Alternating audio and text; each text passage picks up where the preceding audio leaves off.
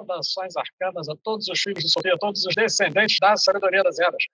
Hoje, em mais um episódio do nosso podcast Sabedoria Arcana, eu e o querido amigo, irmão de armas, companheiro do nosso podcast, né? E responsável pelo projeto Sabedoria Arcana, Adílio Jorge, vamos fazer algo conforme foi pedido por muitos de nós, que é quando nós dois conversamos sobre temas que são afeitos ao nosso podcast, mas sem nenhum convidado externo. Somos nós dois apresentando a visão, entre aspas, do Sabedoria Arcana sobre determinado tema, em que vamos conversar hoje sobre micro e macrocosmo. Então, Adílio, vou passar inicialmente a você para suas considerações e nossas primeiras indagações sobre esse tema que é tão vasto quanto interessante, micro e macrocosmo.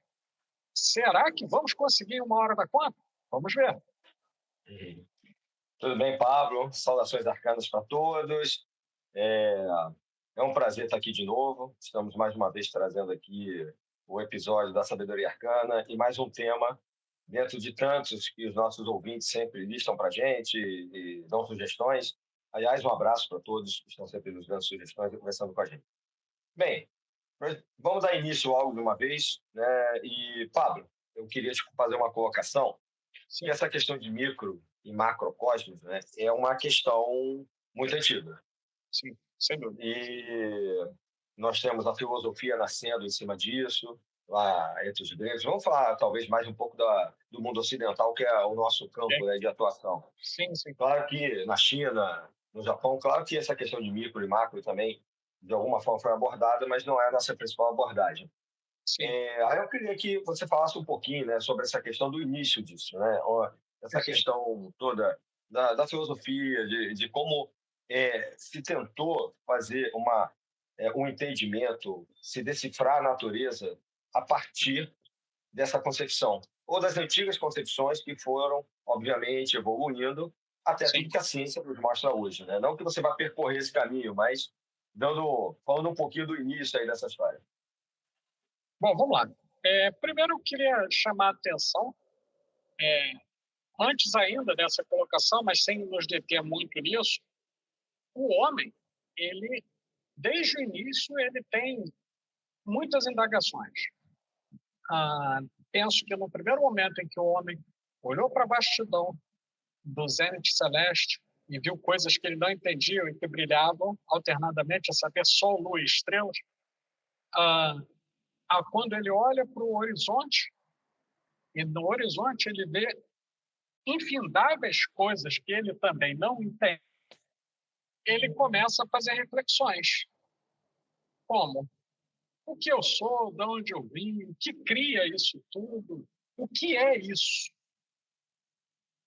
O que é isso, eu posso associar diretamente, aí já entrando no que os gregos vão trabalhar numa espécie de filosofia, não diria nem filosofia, uma espécie de cosmogonia primordial, o homem se depara com o caos. Caos no sentido de uma unidade primordial, né? Diferente do que a gente pensa hoje, caos não é bagunça, né? Para os gregos antigos, o caos era a unidade primordial, ainda sem diferenciação. Isso não era suficiente, Adílio. A mente humana precisa de princípios e precisa de elementos de diferenciação para poder posicionar o homem no mundo. E, a partir daí, a gente pode ter uma primeira reflexão sobre o micro e sobre o macro, né? Ainda no início, falando sobre essa diferenciação, cumpre dizer que um papel crucial foi exercido pelas primeiras mitologias, que atribuíam a divindades elementos que estavam para além do homem, associando essas divindades ao cosmos e à natureza, por assim dizer. Mitologias como a mitologia grega, que se tornou célebre, mitologias como a mitologia egípcia, mitologias como a mitologia um pouco anterior, mas que é um campo de estudo meu particular, que é a mitologia suméria, que vai atribuir a deuses, a entidades para além desse mundo, os princípios macro e de ordenamento da natureza. Esse pensamento vai evoluindo. Esse pensamento vai evoluindo. Quando nós estamos chegando na Grécia, especialmente aí, eu diria, dos séculos 8, 9 a.C.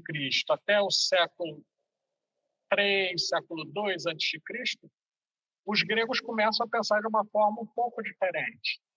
E aí vão introduzindo elementos que entram até na sua área de conhecimento também, que vão para além dessa mitologia e que se colocam com preocupações pertinentes também ao homem e à natureza. Então, percebam, de uma forma una, que é o caos, nós já estamos vendo 3 modalidades de pensamento surgindo lá na Grécia. Uma, que é o pensamento que se manteve mais ou menos estável, um pensamento mitológico religioso, um pensamento destinado ou dedicado a entender coisas do assim chamado mundo natural, ou a physis, para os gregos, e um pensamento que está voltado para a relação do homem com essa physis, mas também com o cosmos. E a gente pode chamar isso de filosofia, né? Entre as muitas filosofias. E, num primeiro momento, eu diria para você que uma preocupação fundamental que vai unir essas dimensões micro e macro, ou vai alternar, dependendo da maneira como ela é trazida, é uma certa dimensão da filosofia que vai procurar achar a unidade primordial das coisas, ao invés de simplesmente de conceber a ideia de caos, né? E essa unidade primordial das coisas, ela não estaria colocada no macro, mas sim no nível micro. Temos aí algumas ideias interessantes. Nós vamos ver, e aí para tocar um ponto, que é um ponto que você, sem dúvida, conhece muito bem, até pela sua formação em física, nós vamos ter, por exemplo, Demócrito defendendo a ideia de que a unidade primordial de todas as coisas era aquilo indivisível, ou átomo, né, no sentido de ser o indivisível. É a unidade primordial das coisas. Olha como é que ele estava certo, hein? Já tem um tempão, provavelmente século IV antes de Cristo, ele já falava em átomo, né? 2000 e tantos anos atrás, ele já mandou essa e a gente usa até hoje, né? Teve uma época aí que o pessoal da ciência abandonou a ideia de átomo, porque não se consegue ver o átomo, mas depois do positivismo, já no final do século XIX para o XX, não teve jeito, né? Ainda mais com o trabalho aí que teve do Einstein, aí teve que se voltar para a ideia de átomo, que é desses caras, Leucipo, Demócrito, né? Sim. E uma pontuação que eu queria fazer aí, né, dentro da sua linha de raciocínio, é justamente essa passagem do momento mitológico para o momento da racionalidade filosófica, que é quando nasce a filosofia e, por consequência, todas as áreas de pensamento que a gente adota normalmente aqui no Ocidente, né? Porque da filosofia temos a filosofia natural, que é a ciência natural, né, com a física, a química e etc. A matemática, né, a lógica e por aí vai, né? Então, esse pensamento onde deuses interferiam na construção do macro até chegar no micro é substituído por um entendimento. Não é isso que você falou? Ou seja, pensadores, a partir provavelmente de Tales de Mileto, vão colocar, né, que não é necessário para entender a formação do mundo, ou como os animais funcionam, né, ou como a física pode funcionar, ou até um micro, né, até na sua íntima relação com a matéria, não há necessidade de um Deus agindo ali. Sim, sem dúvida. E acho que aí tem uma ruptura, né? Tem uma ruptura e, ao mesmo tempo, outro setor, e eu diria nem outro setor, outro segmento, outra corrente de filosofia, corria para e passo, especialmente quando a gente está pensando no período clássico da filosofia, já entrando aí como contemporâneos de Aristóteles, Platão e etc., que ia pressupor um elemento inovador, um elemento que não havia sido cogitado como sendo a medida de todas as coisas, que é o homem.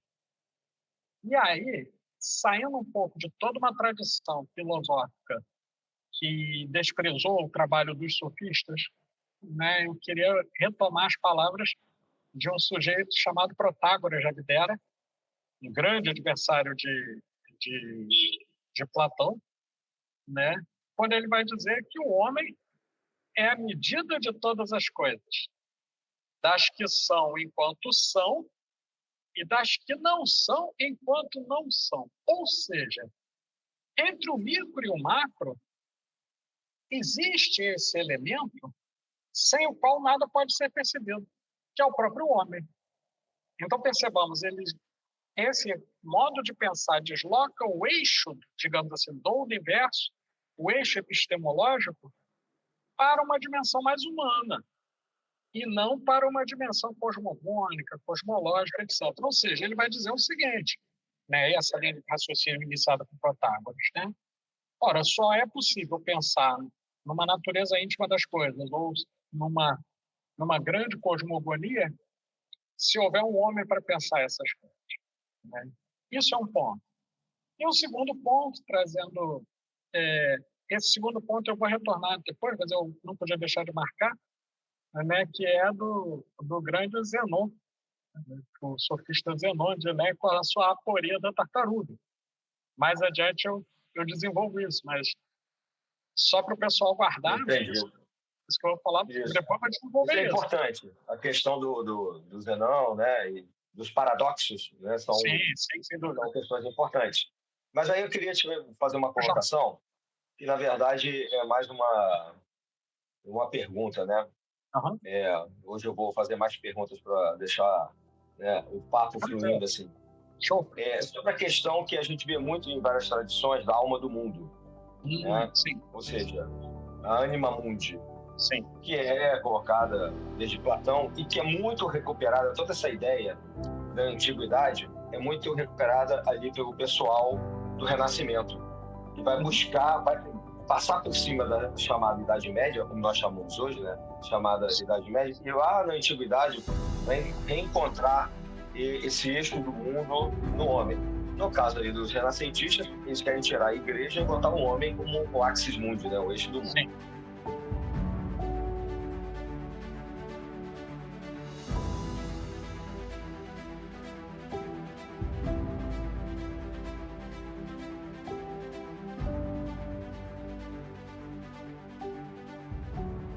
Mas dentro dessa visão de macro e de micro, né, tem a alma humana, mas tem a alma do mundo, né? Então, como esse universo, um universo consciente, né? Não é uma coisa só mecânica, pedra, química e física, e acabou. O que você podia falar um pouquinho aí sobre essa anima mundi? Que a Rosa Cruz fala muito e várias tradições falam muito. Perfeito. No caso da anima mundi, Adílio, eu diria que é um elemento de conexão, e aí, se a gente está trabalhando na dimensão micro e macro, ela se conecta muito à ideia do Criador universal, né? De uma entidade cósmica que, num dado momento, faz toda a criação. Relembrando um pouco os cabalistas, para fazer uma analogia, né? A gente está falando do incognoscível, né? O Ein Sof, e a emanação primeira, Ein Sof ou Al, né? Que é a própria criação. Então, essa criação, eu vou relembrar as palavras de um matemático que eu vi uma palestra ainda quando eu estava na graduação, e aí ele dizia o seguinte: temos no eixo cartesiano, por um lado, né, a matéria, por outro, as energias, diferentes energias, constituindo o universo. E Deus estaria ortogonal a esse eixo, Deus estaria saindo numa terceira dimensão, como algo dentro e fora. Ora, resultante dessa interação entre esses dois campos e desse eixo ortogonal, e aí são as palavras dele, né, para poder transpor, nós teríamos alguma coisa que perpassa toda a criação como uma espécie de campo energético sutil e que estaria por trás de tudo que nós conhecemos como vida, por exemplo. É a hipótese dele. De certo modo, é como se a anima mundi fosse uma expressão macro olhada do ponto de vista do homem, mas micro olhado desde um ponto de vista cósmico, de uma certa inteligência universal que anima todas as coisas e é a própria alma da Terra. é o próprio centro vital da Terra. Né? Até alguns místicos, né, que vão dizer, por exemplo, que a Terra tem chakras. Né? Tem certos locais que emanam diferentes tipos de energia, forças telúricas e etc. É um detalhamento maior que acho que nem dá para a gente entrar aqui. Mas eu diria que a ideia de Anima Mundi ela está correlacionada diretamente a essa visão de micro e macro integrados, porque é como se a Terra fosse um espelho, uma correspondência do cosmos, de certo modo, e o homem tendo ali uma correspondência direta com agentes da criação. Né? É mais ou menos dessa maneira. E visto sob diversas formas diferentes. Né? Uma determinada vertente, por exemplo, vai associar a Anima Mundi diretamente a uma divindade como Gaia, por exemplo. Porque, né, a Anima Mundi é Gaia. Né? Diretamente, como se fosse diretamente um organismo vivo, a Terra. Outra vertente, não. Outra vertente vai ver como sendo uma presença na vida, mas não tão personalizada, não tão pessoal. Mas a ideia central é essa, no meu entendimento, uma correspondência entre a criação no nível macro e o que nós podemos perceber aqui no mundo mais concreto. Tem um conceito que atravessa bem isso aí que você falou, que algumas tradições colocam, e a própria Igreja Católica coloca, que é a questão de espírito, né? Que a Igreja Católica vai chamar de Espírito Santo, né? Que tudo permeia e que outras vertentes cristãs não aceitam, mas algumas tradições, até a Rosa Cruz, colocam a energia e espírito. E na metafísica a gente tem, né, a própria questão de energia de fundo das coisas, né? Energia das partículas. Então, apesar de energia ser um conceito meio dúbio, meio complicado de se fazer, né, como vários outros conceitos da física, né? Definir força, por exemplo, definir energia, é muito difícil definir, conceituar definitivamente algumas coisas, né? Então a energia é uma delas, é uma coisa meio ampla. Claro, tem que se tomar um certo cuidado para também não se viajar na maionese, mas dentro da nossa proposta aqui, né, de juntar a questão das ciências com toda essa questão mais religiosa, mística, né, e tal, a gente pode lembrar desse conceito de espírito animando as coisas que, em tese, deveriam ser inanimadas, como você colocou. E aí a gente tem uma concepção de natureza que não é uma natureza morta, realmente, né? É uma natureza mecânica, é uma natureza que, de uma certa maneira, está impregnada, né, de uma consciência, de uma vida. Né? No fundo, penso eu, posso estar enganado, é a base desse movimento ecológico que a gente tem hoje. Mesmo algumas pessoas partam de outros pressupostos diferentes do que você colocou aí. Né? Sim.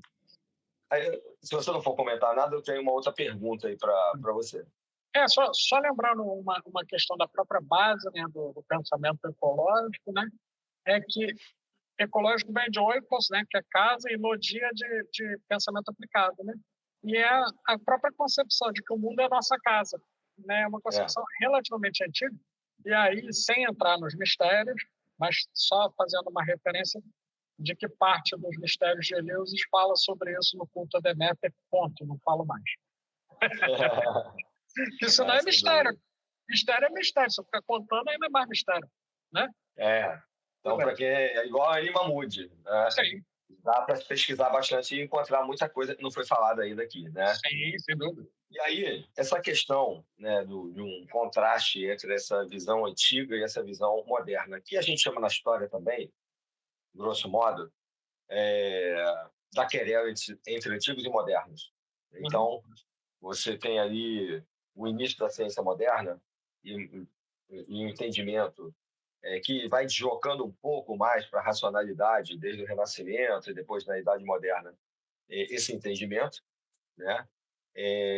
Então, conhece-te a ti mesmo passa a ser aplicado de uma maneira talvez um pouco diferente do que era na entrada lá do Templo de Delfos. Sim, sem dúvida. Havia uma questão mística, religiosa, né? Uma relação entre os mistérios, os deuses, que não era um deus, eram vários deuses, e esse mesmo universo que a gente está falando. Né? Sim. Como é que a gente pode, de uma certa maneira, relacionar, né, esse acima e abaixo, né, esse conhece-te a ti mesmo, de antigamente, com hoje, porque várias tradições ainda falam sobre isso. Conhece a ti mesmo, conhecerás os deuses e o universo e tal. A gente sabe disso. Os Rosa Cruz falam bastante sobre isso, né? E aí eu faço uma segunda pergunta dentro, né? Será que isso tem uma relação que tem a ver com os gregos antigos, né? Uma relação filosófica com o método indutivo? Aí, se você quiser, explica o que é esse método indutivo. Sim. Não, perfeito. Vamos lá. Bom, a primeira coisa é falar um pouco de conhece-te a ti mesmo, né? É muito importante essa questão, porque dentro de uma perspectiva socrática, isso, em tese, seria o início de toda a filosofia, né? Seria o início da filosofia. O problema e aí vou ter que retomar Protágoras de novo. Quem é esse homem? O que é o homem? Né? O homem é a medida de todas as coisas. Então, o conhece-te a ti mesmo aqui, nessa perspectiva, seria regra de ouro. Por quê? Vou repetir um dito de uma certa tradição que nós conhecemos, e aí quem conhecer vai saber, quem não conhecer vai procurar saber que tradição é essa, né? Conhece-te a ti mesmo e conhecerás o universo e os deuses, para ver o tamanho da força desse conhecimento interior. Nesse sentido, Adílio, uma chave potentíssima está aí colocada. É a chave de entender o universo e, de certo modo, controlar o universo a partir do autoconhecimento. Porém, isso foi muito desviado.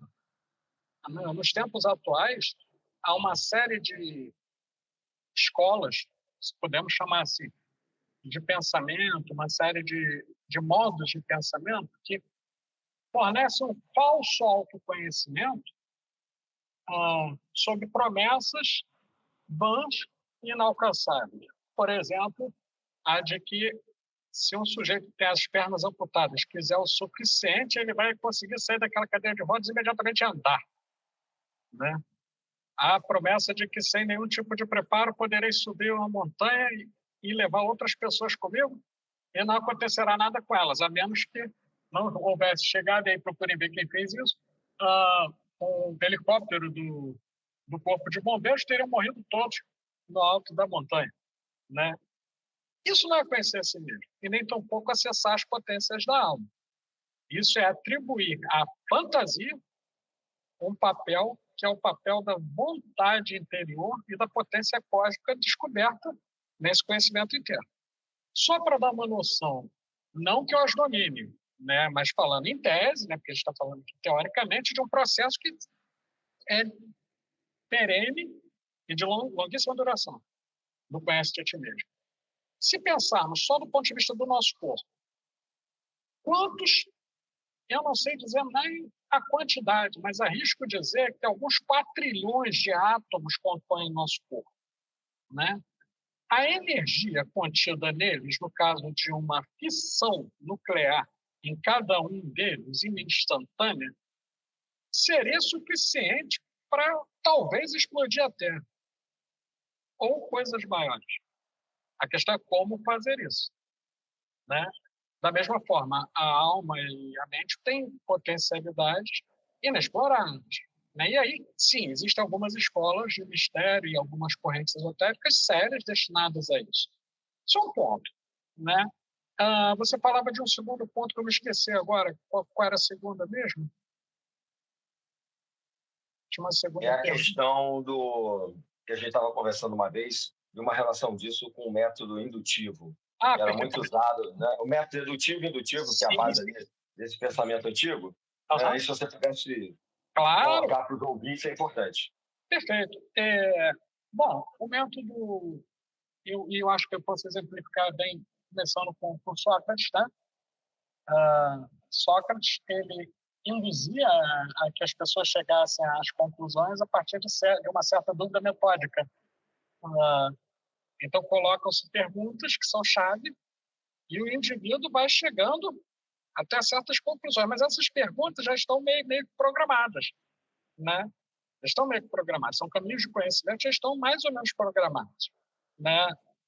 Por exemplo, né, em outro episódio nosso, aliás, quem puder localize, veja no nosso episódio sobre Platão, num dado momento no diálogo mesmo, Sócrates pega um escravo que não tinha absolutamente conhecimento nenhum de geometria e era, inclusive, analfabeto, e o faz deduzir o teorema pitagórico, né?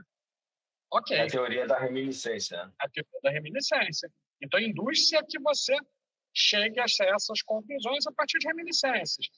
E isso, de certo modo, foi apropriado por uma pedagogia que eu diria empiricista, desculpa, uma pedagogia idealista, né, que iria induzindo a que tomássemos as conclusões a partir de sistemas de ideias maiores.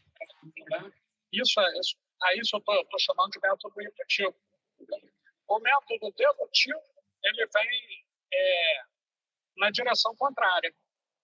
Ele vai vir com o homem observando grupos de fenômenos e procurando organizá-los a partir de hipóteses que são construídas a partir dessas categorias, e aí se deduz que isso pode ser repetido, se deduz que isso pode ser inferido, né? Se deduz, e aí nós tivemos aí no mundo ocidental e na filosofia moderna, um grande representante que foi Sir Francis Bacon, né?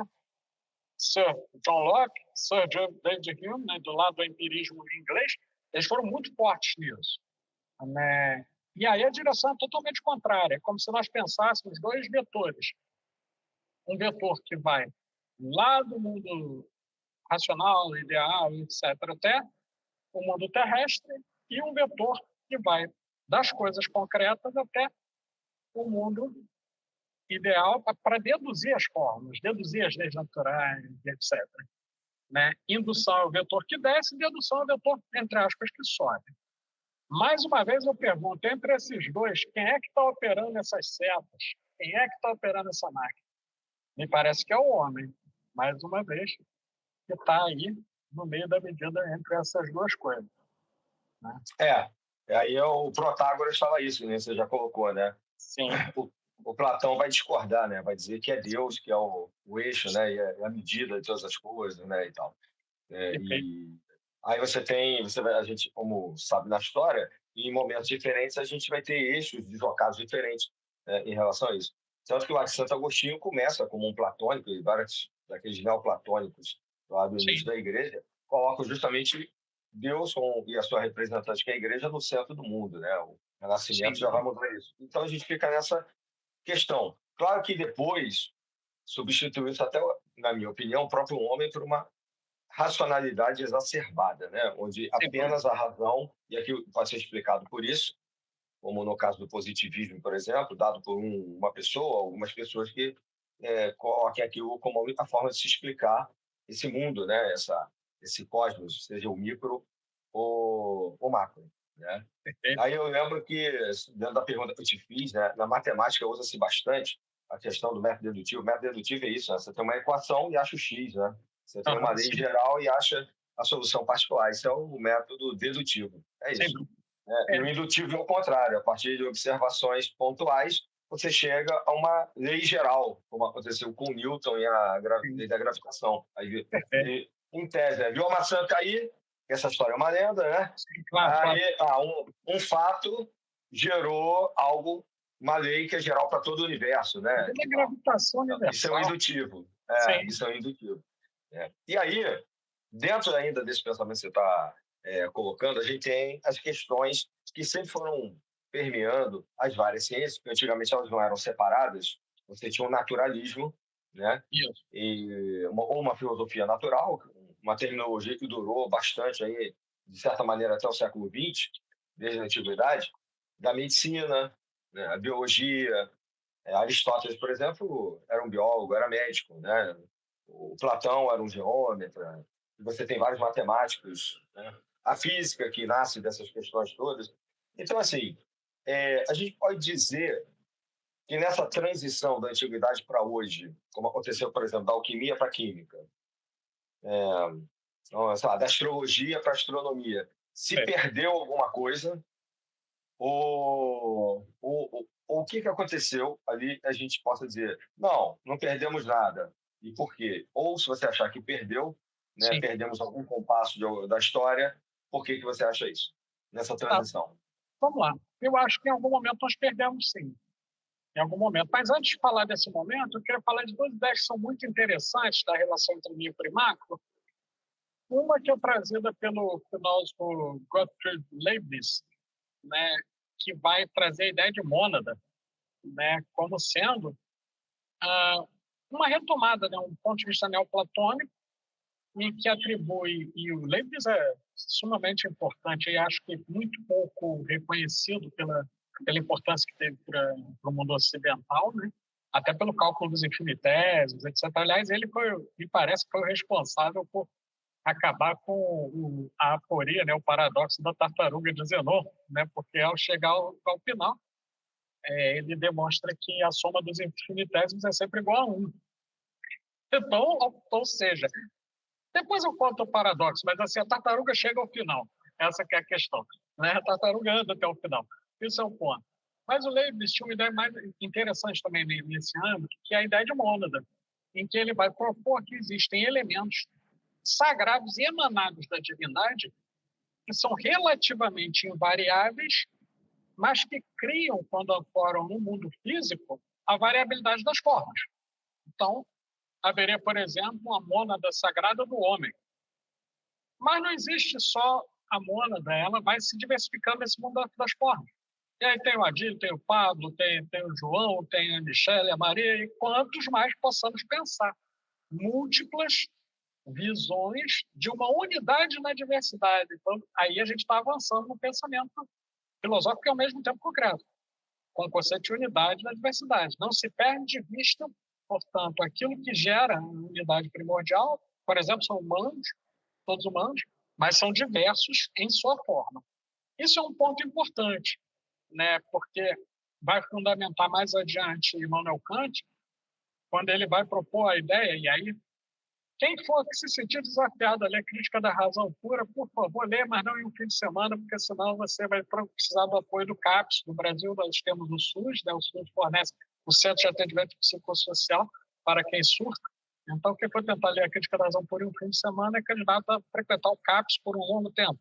Mas, com tempo e paciência, ler a Crítica da Razão Pura é bom, porque você vai chegar numa parte sobre a cosmologia chamada a solução da anfibolia transcendental quanto à má compreensão dos conceitos da razão pura. É uma coisa fácil, bem no estilo do Kant. E aí Kant vai dizer o seguinte, ora, a tal anfibolia, que é a má compreensão, né, trocar um conceito pelo outro, nos gera uma dúvida. Não se pode afirmar a existência de um Criador, porque para afirmá-la teríamos de ter elementos infinitos no mundo finito, mas não se pode também negar a existência desse Criador, porque temos a impossibilidade de obter as formas de negação da sua existência. Então, por que eu estou chamando a atenção para isso? Porque essa é uma questão tipicamente humana. Essa dúvida metódica aplicada, e aí Kant vai falar de uma apercepção transcendental, né, tá, para além das percepções, desse raciocínio, por um lado, ela foi mal explorada por certo viés da filosofia, das ciências, que vieram a confundir mesmo essas ideias micro e macro, de autoconhecimento e percepção, né, e vieram a gerar outros e diferenciados paradoxos, né, seja nas ciências humanas, naturais, sociais, etc. De maneira que, por exemplo, há pessoas que vão postular que tudo, absolutamente tudo, é energia. Não. Você que é físico, você pode corrigir esse pessoal. Não, nem tudo é energia, né? Outros vão postular, por exemplo, que o nada existe, né? Sim, mas se o nada existir, é uma contradição em termos, porque o nada é a ausência da existência. Então, esse monte de confusões que foram surgindo na era contemporânea, me parece que resultam de má compreensão e de certo choque de escolas filosóficas e de ciência, muitas vezes ocorridos não por diferenças teóricas ou ideológicas, mas sim, e aí me arrisco a dizer, né, e talvez por questões ligadas à ego, a poder e etc. Né? Também tiveram influência nisso. Não, com certeza, né? Aí eu acho que nasce até um certo relativismo de tudo, como acontece Sim, hoje, né? é, E até Obama vai colocar sobre sociedade líquida, né? Todas as relações líquidas e tal, onde as pessoas aproveitam, né? Essa excessiva relatividade das coisas para achar que podem fazer o que querem e sair fazendo as maiores ignorâncias aí que a gente vê no sim, mundo, né? sim, Então, e por isso estamos onde estamos, né? Como os antigos diziam, na questão da querela entre os antigos e modernos, a sim, se tomar um cuidado, né, do limite entre o razoável e o não razoável. E aí eu também concordo contigo que eu acho que se perdeu muita coisa, dentre elas, né, até mesmo a questão da ética e da moral, que hoje, infelizmente, a gente não tem. Mas, sim, dentro dessa questão relativista e da medida, a medida, né, o homo mensura do Protágoras, a questão, né, do Theos mensura lá do Platão, a gente já falou sobre esses eixos de pensamento. Mas você ficou de falar da tartaruga, né? Como é que é essa questão de você ter, né, infinitesimais, etc. Você citou aí o Leibniz, sim, etc. Como é que isso, de uma certa maneira, pode exemplificar o que a gente está conversando hoje? perfeito. Vamos lá. Eu vou tentar exemplificar e aí eu vou ter que revisitar Zenon e depois revisitar Protágoras, né? E alguém pode falar assim, poxa, Paulo, você está revisitando os sofistas? Estou. Mas você está sendo herético? Não, não estou sendo herético porque não estamos diante do Santo Ofício, até onde me parece, pelo menos. Né? Então, não estou sendo herético porque não estou professando a doutrina. A sabedoria arcana não é uma religião. Ainda, né, Edil? Vai que a gente resolve virar religião. Né? Até o momento não temos essa ideia. Até o momento é uma ideia que me assusta muito, mas sei lá, o mundo está ficando tão diferente. Eu falo isso brincando, porque eu já vi algumas pessoas, né, perguntando se nós éramos um credo ou alguma coisa assim, e eu dizia, não somos. Nós somos pessoas que estudam, né, diferentes doutrinas, etc., correntes Já filosóficas. perguntaram se a gente tinha igreja, lembra que Isso, eu comentei contigo, né? isso. Que tal, vocês têm ligação com não sei o quê, com não sei o quê, nada, não tem ligação com absolutamente nada, Não, a gente só é, fala a respeito. exatamente, exatamente. Né? Então, nós não somos ainda, né? Pelo menos não temos essa intenção. Né? E se eu tivesse intenção, Adilson, talvez a gente precise pensar seriamente lá na visita ao CAPS, né? É um negócio importante. Mas voltando aqui, a questão muito do que ocorre por uma deficiência, me parece hoje, do pensamento,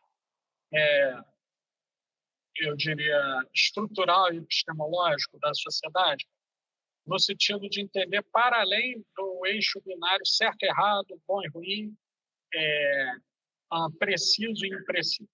E aí eu tenho que revisitar um pouco os sofistas. Porque, claro, os sofistas, para quem não teve, aí sugiro que leiam, que se aprofundem, né? Eles foram uma espécie de ancestrais tanto dos pedagogos quanto dos advogados, né? Então, e eles vendiam o seu serviço, o que na época gerava para os filósofos uma certa ojeriza ao seu trabalho. Eles se ofereciam para fazer discursos políticos, para poder e outras coisas, peças de teatro, o que fosse necessário. Para além do que os sofistas ofereciam como profissão, eles também tinham uma forma peculiar, ou pelo menos alguns possuíam. Dois deles, em especial, me interessam bastante para a gente tratar dessa questão. Vou retomar a poesia da tartaruga, que eu falei tanto e não disse qual era, vou ser rápido para falar. Em dado momento, disse, né, não sabemos até que ponto isso é concreto, mas tomemos ao menos como hipótese, né, e como lenda, que Zenon estava diante de Aristóteles, e Aristóteles, como sabemos, ele foi quem primeiro postulou a ideia de movimento. E aí Zenon chega a ele e diz, bom, mas não existe movimento, o senhor está equivocado. E Aristóteles fala e diz, me prove então se você tem esse conhecimento. E começa uma certa arenga entre os dois, em que Zenon propõe o seguinte pensamento para Aristóteles. Ora, consideramos uma tartaruga. Ela precisa percorrer um estádio. Para percorrer um estádio, ela não precisa percorrer metade primeiro? Aristóteles concorda, sim. Precisa percorrer metade. Sobrou metade, Aristóteles. antes de percorrer essa metade, ela não precisa percorrer um quarto da distância? O Aristóteles concorda. O Aristóteles foi concordando, Adílio, ao longo de algumas centenas ou milhares de vezes, e no final a tartaruga estava percorrendo 1/1000º da distância e não chegava a lugar. E ao final, o Zenão diz a Aristóteles: bem, quanto tempo ainda queres que eu lhe demonstre que o movimento não existe, que, portanto, o senhor está errado, a tartaruga nunca chega até o final da trajetória, o senhor está iludido quanto à questão do governo. Bem, imagino que isso daí, e aí você pode avaliar melhor que eu pela sua formação, imagino que isso tenha causado um outro problema quanto à física, no desenvolvimento da física ao longo do tempo, né, por conta dessa questão filosófica. Mais adiante, Leibniz ele amarra isso, ele vai demonstrar que a soma dos infinitésimos, ou seja, se você tem múltiplos deslocamentos acontecendo, eles têm um tempo inversamente proporcional ao seu, ou melhor dizendo, diretamente proporcional ao seu tamanho. Então, por exemplo, se ela levou 1/1000º de tempo para percorrer aquela distância, quer dizer, quando você soma todo o tempo, você tem o tempo total da trajetória, o espaço total da trajetória. O que eu quero dizer com isso? Eu quero dizer que, do ponto de vista físico, realmente a tartaruga completa a sua trajetória. Isso é um ponto. Do ponto de vista da capacidade humana de conhecer o micro macrocosmo, eu não estou tão certo. Eu acho que ela não completa a sua trajetória. Eu penso que sempre há elementos da realidade e a ciência vai demonstrando isso, vai trabalhando a partir de múltiplas retificações das teorias, porque a cada momento descobrimos coisas novas e que nos fazem repensar aquilo que estava colocado como paradigma, aquilo que estava colocado como inicial para nós. O movimento científico, hoje, na contemporaneidade, vai dessa maneira. O conhecimento do mundo micro e do mundo macro, desde uma perspectiva humana, seja filosófica, seja científica, também me parece seguir dessa maneira. E aí temos, e não, aí sou eu especulando, duas razões para isso. A primeira é que nossa existência é finita, né? Estamos diante de algo que tende ao infinito. Eu digo tende porque eu ainda não vi o final. Depois tem um final, eu não vi. Mas, quando a gente está falando do código, eu acredito ser infinito, mas eu digo que vai tender ao infinito. Então há uma incongruência aí. Segundo, a capacidade cognitiva, que também é finita, muito embora algumas pessoas, geralmente as que creem ter mais certeza das coisas, são as que demonstram ter menor capacidade cognitiva, né? Então, mas, ao fim e ao cabo, todos nós temos limitações cognitivas. Vamos compreender até certo ponto aquilo que estamos absorvendo, seja do micro ou do macrocosmo. E que, portanto, o que ficou faltando aí? A medida de todas as coisas. Esse homem, esse ser humano, né, que alguém pode pensar a partir da minha fala, nesse mundo identitário hoje, que eu tenho que decorar letras para poder dar nomes às pessoas, né? E se alguém me disser, isso é uma crítica ao identitarismo? Sim, crítica é algo válido, é diferente de falar mal, né? Eu posso ter uma discordância, né? O que é válido. Não estou respeitando, mas estou discordando elegantemente, né? Para mim, é muito difícil ter de dar uma letra para designar as pessoas, porque as pessoas, para mim, são muito mais do que letras. Bom, pulo dali. Chegando, então, a esse mundo, né, em que vivemos, e que não é fácil, tem muitos votos, letras, ismos e etc. A capacidade cognitiva das pessoas, no sentido de adequar conceitos que estão no nível macro, do ponto de vista das ideias, seja psicológicos, filosóficos, etc., aos elementos que estão sendo descobertos, comprovados ou refutados, ela é limitada. Quem é que vai dar a medida disso? O homem, seja em nível coletivo, seja em nível individual, né?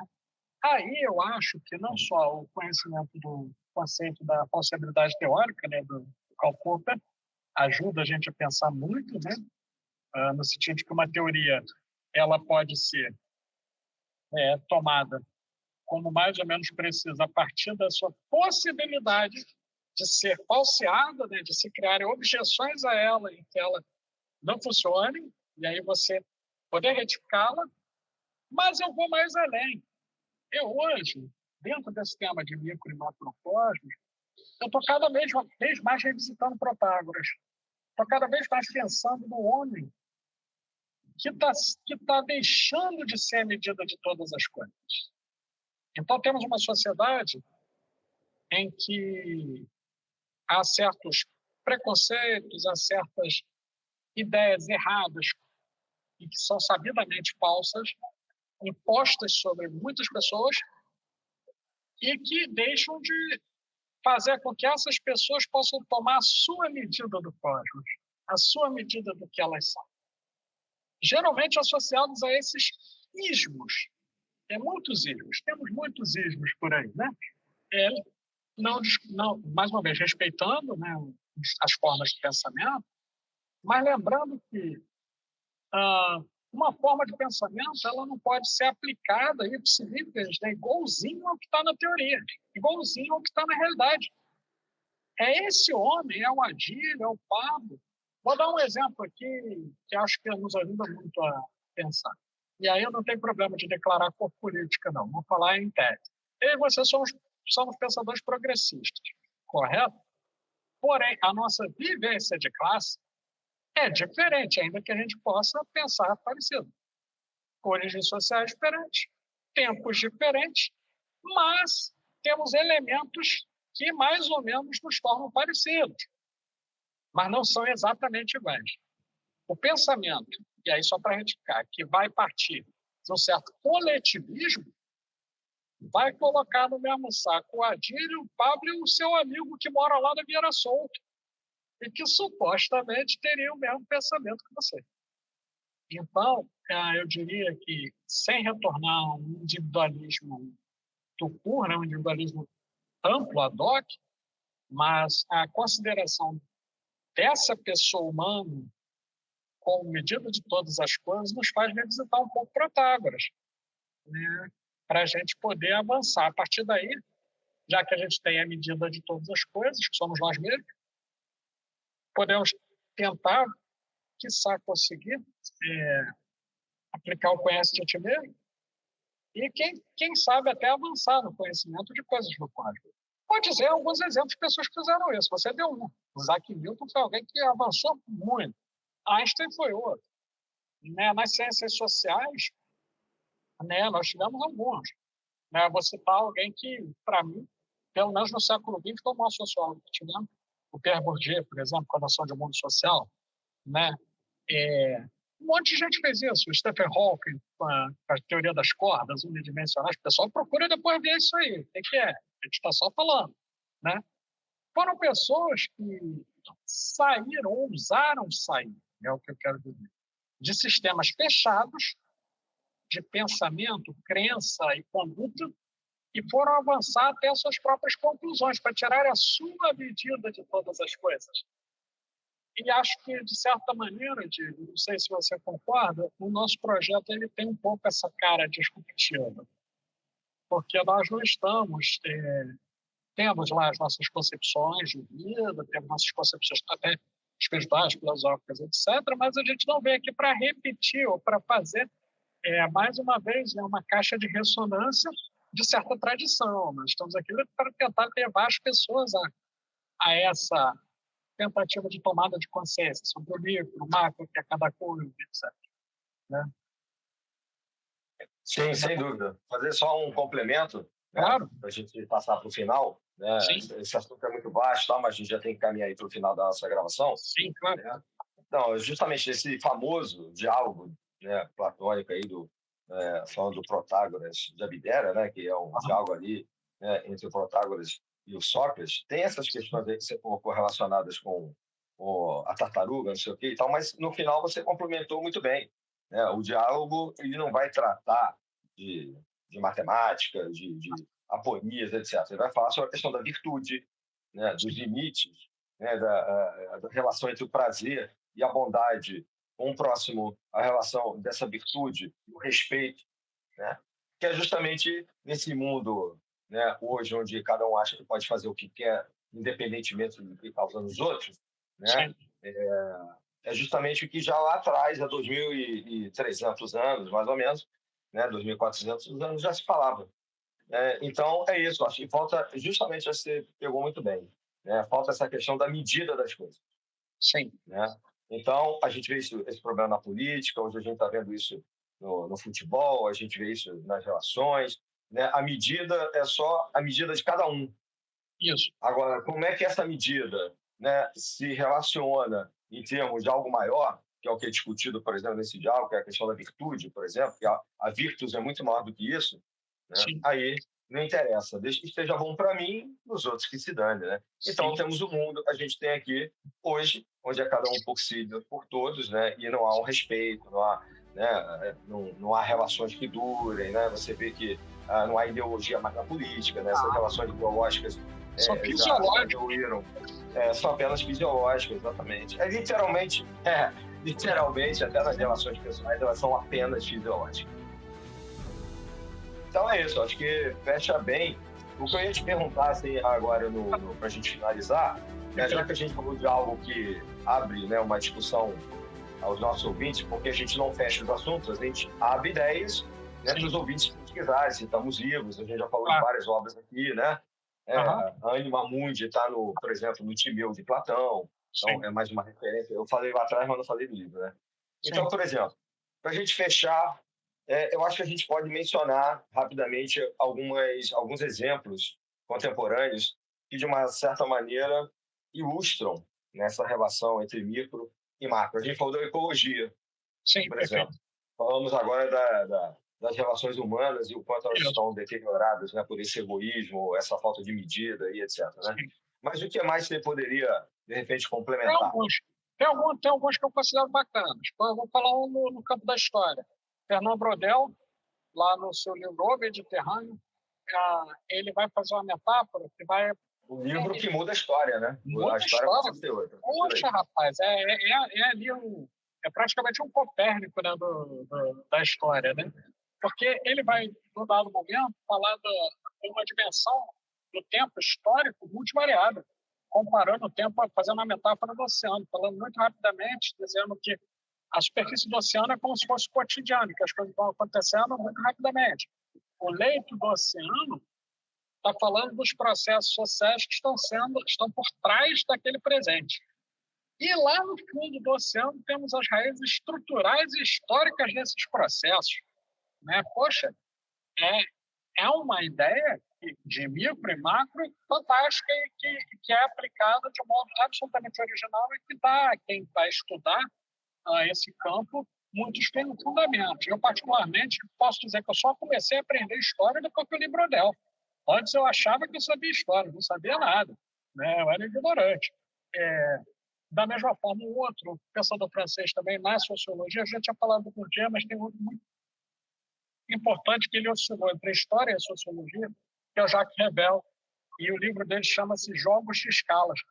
Ele vai justamente trazer uma metodologia para você trabalhar com a assim chamada microhistória, né, que é a história bem situada de um elemento pontual. Por exemplo, eu quero falar de um arquivo pessoal do Adílio. Né? Aí eu vou estudar lá o que o Adílio escreveu, o que ele tinha como referência, etc. E eu vou desenvolver isso de forma intensiva. Mas, para fazer isso, eu tenho que entender quem é o Adílio, quais são as redes de relações do Adílio, onde o Adílio estudou, quais são as referências do Adílio, como ele se conecta com a política maior, com a sociedade, etc. E aí, num dado momento, eu fiz um jogo de escala. Eu saí de uma escala micro e estou lá numa escala macro para entender os processos históricos maiores que levam o Adílio, por exemplo, a escolher entre um determinado espectro político e outro. Né?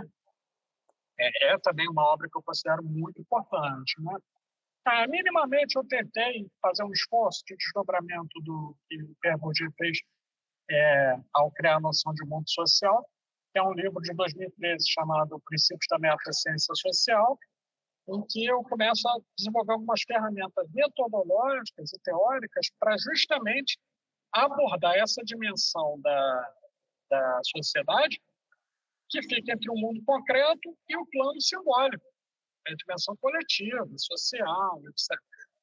E temos vários outros exemplos, mas em todos eles tem uma preocupação que me parece central e que hoje em dia tem sido muito deixada de lado e que tem a ver com o que você coloca sobre a virtus.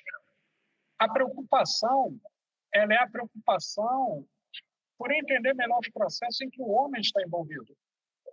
E é impossível entender, Adílio, o processo em que o homem está envolvido, que o ser humano está envolvido, sem considerar o princípio da dignidade da pessoa humana, que tem sido perdido sistematicamente. Né? Já na antiguidade já se falava disso, mas agora esse processo é muito acelerado. Né? Então, em contraponto a isso, existem ainda pessoas, né, e diria que nós estamos no lado dessas pessoas, que entendem que o homem, sendo a medida de todas as coisas, das que são enquanto são, das que não são enquanto não são, precisa realmente retomar certos processos para além do que alguns coletivismos induzem as pessoas a pensar. E aí, colocando como dica para quem achar que serve, né? Já falei de literatura e vou falar de dica que vai pegar um monte de espectros de leitura de uma vez. Olha, eu diria para os, principalmente os mais jovens, né, desconfiarem de discursos que digam odeiem tal grupo de pessoas, odeiem os homens, odeiem as mulheres, odeiem aqueles que são transexuais, homossexuais ou qualquer outra coisa, porque em outros momentos da história isso desembocou em algumas tragédias. Fascismo, nazismo, etc.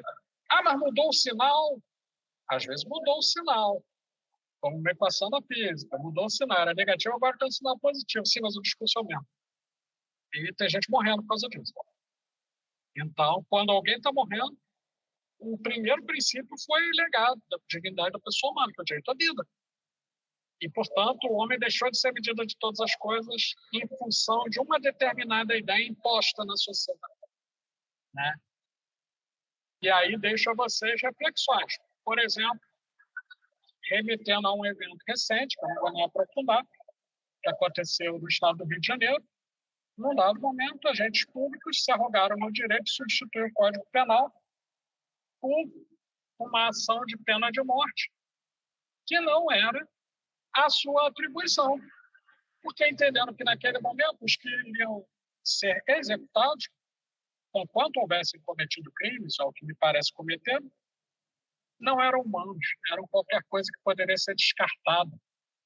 Né? E aí tivemos aí uma tragédia com mais de 120 mortes. Quem quiser saiba o que aconteceu. É um exemplo.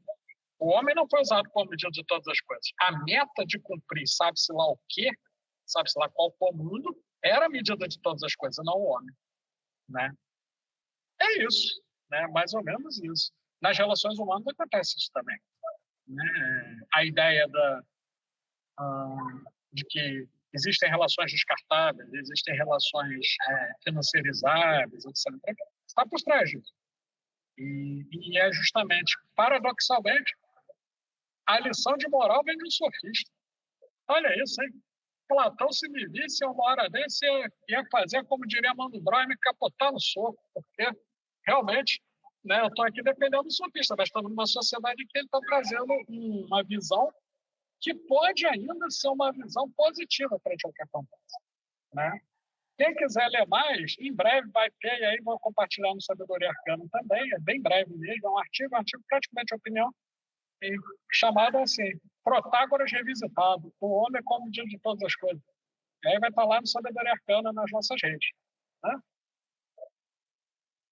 Perfeito. É isso. Acho que a gente conseguiu fechar, né, esse resumo, né, a gente parte de algo que é eminentemente filosófico e como esses grandes pensadores da antiguidade colocaram, como é que a gente vai botar isso com sabedoria prática, né, como está na Ética Nicômaco, né, lá do Aristóteles, justamente, né, botando algo que você aprendeu realmente na prática, né, porque não adianta, e dentro desse contexto que nós atuamos, né, não adianta você dizer que é isso, que é aquilo outro, tá em não sei quantas tradições, é mestre, não sei o quê, e na verdade, né, você se permite, né, se perder, né, nessa linha tênue, né, entre a ética e a não ética, a virtude e a não virtude, né, o certo e o errado.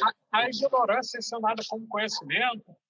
É isso. Na verdade, hoje a gente tem o reino né, infelizmente temos aí um reino da promiscuidade e da ignorância, né? Então, ela se instalou, como você citou um exemplo aí, né, de gestão pública, a gente pode levantar essa questão de uma promiscuidade de comportamento e pensamento que vai para todos os âmbitos, né? Por isso a filosofia é tão jogada no lixo.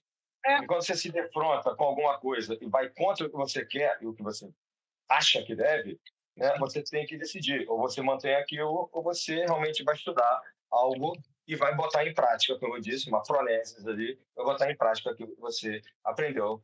De resto, essa galera aí de avental e carteirinha que a gente conhece, que fala muito e não pratica nada, né? Pois é. Infelizmente. É isso mesmo. Então, é isso. Então fica aí, nós citamos vários livros, né? Eu convidaria os nossos ouvintes a buscarem esses pensadores que fazem uma transição entre esse período. São muito colocados em algumas tradições, como Giordano Bruno, né? O Quintino, o Campanella, o Robert Fludd. Então a gente tem ali umas pessoas que, o Agripa, que fizeram uma transição, e obviamente com todos os pensadores dessa época também, ali entre o século 16, 17, que fizeram essa transição de entendimento, né, entre o mundo macro e o mundo micro e todas as correlações que vão muito além da ciência, no sentido da ciência exata da física, como nós terminamos aqui colocando. Então, essa medida das coisas, que é dada por alguns símbolos geométricos, né, como os quadros de compasso, por exemplo, né, régua e tal, que as pessoas deveriam aprender a usar realmente, né, e não só da boca para fora. É isso, meu querido. Vou passar a palavra agora para que a gente... Oi? Nossos lembretes. Nossos lembretes e a palavra de despedida, eu me despeço depois. Perfeitamente. Bom, primeiramente, eu vou mais uma vez saudar o nosso público. Nós estamos muito felizes com... Eu quero relembrar que, recentemente, apesar de não havermos ido à final do Prêmio de Melhores Podcasts do Brasil, agradecemos a todos aqueles que votaram e estiveram conosco. Agradeço ao nosso público. Em segundo lugar, agradeço ao nosso público, principalmente não pela votação de um evento, isso é algo episódico, como na política, né? A cada 4 anos há uma eleição. Ok, mas se você é fiel a esse público, você não é fiel só na hora que as pessoas votam. Nós queremos agradecer a vocês por todo o carinho, por todo o empenho de acompanhar um podcast que não é um podcast milionário, não tem shows de luzes, não tem dancinha, não tem nada disso, mas tem alguns conhecimentos que são vistos a partir de uma forma de pensar e talvez de entender o mundo um pouco diferente. Então, gratidão, saudações arcanas a vocês. Passando são conhecimentos que não prejudicam os outros, ao contrário, infelizmente. E de vez em quando a gente vê por aí. É verdade, Adilho. Pelo menos a gente olha e pensa, não, isso aí não vai prejudicar. A gente tem esse discernimento. Ou não fazemos qualquer coisa para ganhar grana. Também é um negócio importante, né? Então, além disso, vou para os nossos lembretes, né?